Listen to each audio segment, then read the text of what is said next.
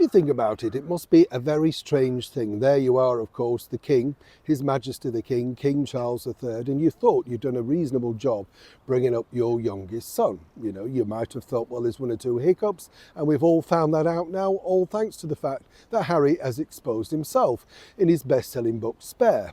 Very cruel things he said about King Charles, though. Whether you're a fan of Charles or not, I think he comes from a totally different generation and has adapted accordingly, some people might say, very well. I think, you know, he seems like a jolly soul. Whenever I see him on royal get-togethers and stuff like that, he's always ready for a bit of fun, a bit of a laugh. And I would say, you know, I mentioned this before, that I think Princess Diana taught him to be less conservative, less restrained, and a little bit more, you know, touchy-feely, whatever. I think that would be her legacy for him, certainly.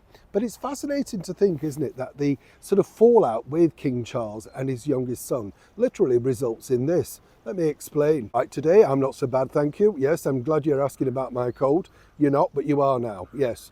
Well, I've got to the tickly cough stage. You can tell, can't you? You're thinking, oh, just go away now, you know. No, not me. I don't mean me, of course, but, you know, the cough. You just kind of think, oh, just, you know, because you've had the whiskey, you've eaten all the vegetables, all the fruit, everything. You're fed up now, aren't you? You just think, just move on. Let's get back to normal. But it will get better. If you've got a cold or a cough or you're feeling a bit under the weather, good wishes to everybody, because it's, you know, it just puts you off, doesn't it? It's an absolute effort to drag yourself off the sofa, even getting into the shower. You're glad you have, though, aren't you? Yes, you're with me. Once you come out, you think, well, that's not, now I can go back to bed. At least you're clean.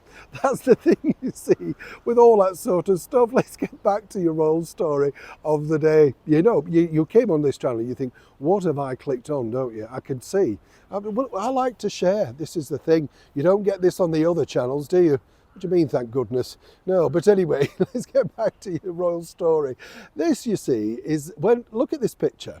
Remember this picture? This is the picture that Gloria Steinem very accidentally let slip to the world, you know, all thanks to Meghan and Harry sending out this particular Christmas card. Let me tell you a fascinating thing about this. This is the Christmas card that Meghan and Harry did send out to various people, apparently close friends. Can't be many then, can there? And of course, apparently His Majesty the King. Now, according to a very well-placed source, you know, His Majesty the King received this card.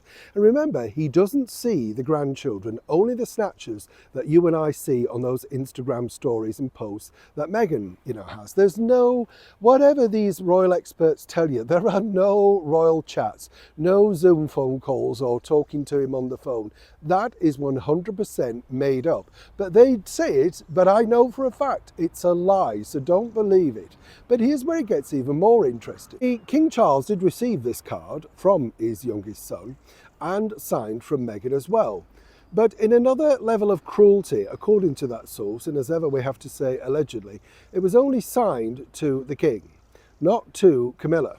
And as we know, you know, Harry, who had a very good relationship with, of course, Camilla, prior to his marriage to Meghan Markle, well, you know, she got on quite well with Camilla, but then suddenly that went pear-shaped as well. So when you think about it, that's literally the situation where you're at. A cruel thing to do at that time of year, one might suggest. And given the fact that this imagery is very, so we say, circumspect to say the least, one might have thought they might have shown a little bit more decorum, maybe made it a little bit more personal. But according to that source, once they saw the Gloria Steinem one, they realised that this was the thing they were sending around.